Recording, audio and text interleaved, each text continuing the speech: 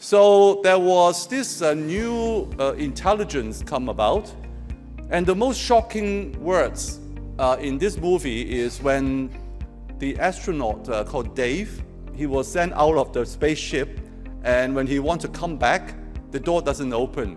He said, "Hell, open the door." And then the computer, Hal, said, "I'm sorry, Dave, I'm afraid I can't do it," because he wants to kill the astronauts, because he thinks that this human being is in the way of his venture. And he has his own mind, his consciousness, and he wants to get rid of the human astronauts. Hal cannot make mistake because everything is logical, but judgment is the basic problem. He can make a decision and judge something that we do not agree, for example, killing Dave. And the conflict is that when human values and machine values start to diverge or conflicting against each other, according to this science fiction movie, then we will have some problems. And that's why I think while we are celebrating the advance of technology, AI, and braving into a new era of human history, we have to think about what is the meaning of being human being. What Socrates actually tried to say is that the unexamined life is not a worth living life. And the only true wisdom of mankind is knowing you know nothing.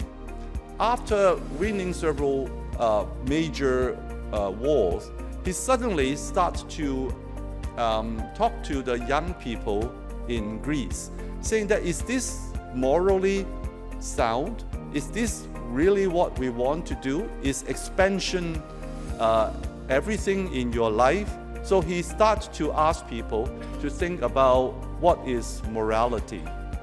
And because of that, he was given the poison, which shown in this picture, to die. Now, what is this picture telling me?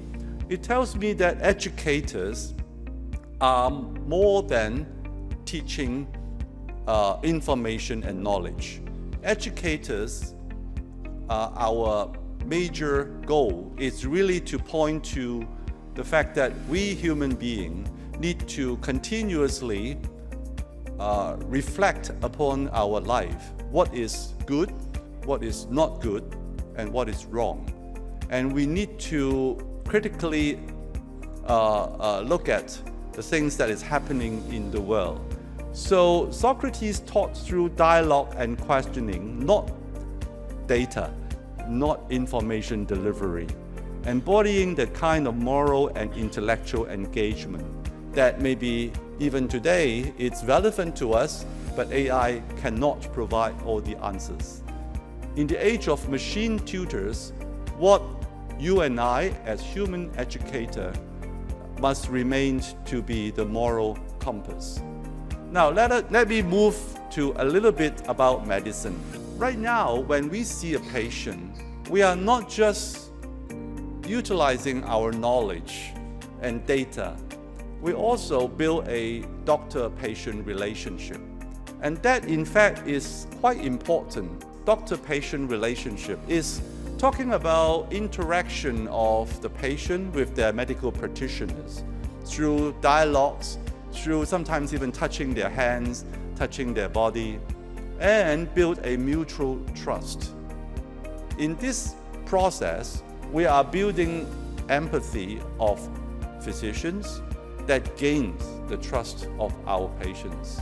So doctors should understand patients' experience, not just understand the CT scan or the blood test or the genomic data, but understand their feeling, concern, and outlook. And the patient will therefore trust the doctor will do everything for their good. They are not going to abandon, they are not going to eliminate this human being because data show that he is not likely to recover.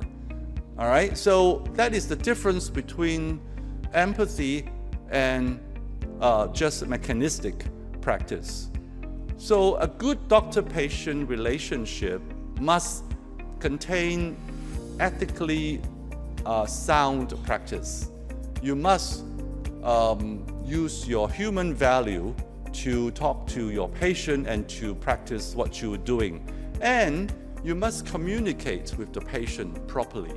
Therefore, in modern education, in medicine, communication skill is a very important part. So whether or not patient responds to our treatment is not solely rely on the medicine that you prescribe, but whether or not patient trusts you and comply to your prescription, whether or not he follow your advice, and when there is error coming out, which is almost inevitable, when they want to complain, they will think about how this doctor treated me and how am I being regarded as a human being. I have treated many terminal illness patients, and some of them refer to me really at the very end stage of his life.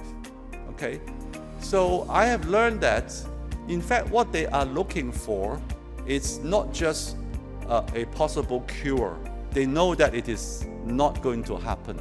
But they are looking for somebody who will respect them and preserve the dignity of a human being and walk the last miles of their journey in life.